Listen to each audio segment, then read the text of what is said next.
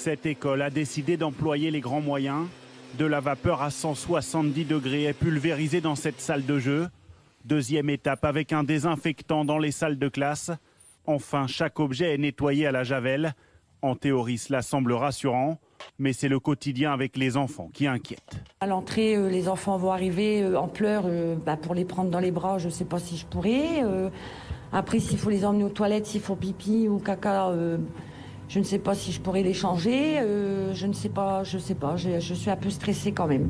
Une inquiétude partagée par les parents, car malgré tous ces moyens mis en œuvre, très peu d'élèves devraient retourner en classe. On a appelé les 2500 écoliers de Coudekerque-Branche. Tous ont eu un appel de la part de la mairie pour savoir est-ce que vous allez remettre votre enfant à l'école. La réponse, c'est 20%. Ils n'ont pas confiance. C'est une crise de confiance de l'école qui fait qu'aujourd'hui, demain, on n'aura pas plus d'enfants de retour dans les établissements scolaires. Dans cette école de Villeneuve-le-Roi, dans le Val-de-Marne, il y a désormais des marquages au sol.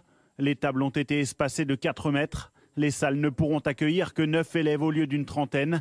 Autant de contraintes qui ont poussé le maire à demander le report de la rentrée d'1 semaine. Le 11 mai, nous ne serons pas prêts. On ne peut pas avoir des directives qui tombent un dimanche soir et avoir 4 jours, jours fériés compris, pour réaliser tout ça. Même problématique dans le réfectoire où il a fallu passer de 6 élèves par table à seulement 2.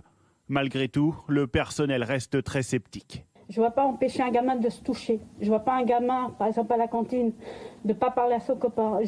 Dans la cour, mais partout, je ne vois pas. En attendant les élèves, l'école se prépare. Du gel hydroalcoolique sera mis à disposition des enfants avec une fiche explicative.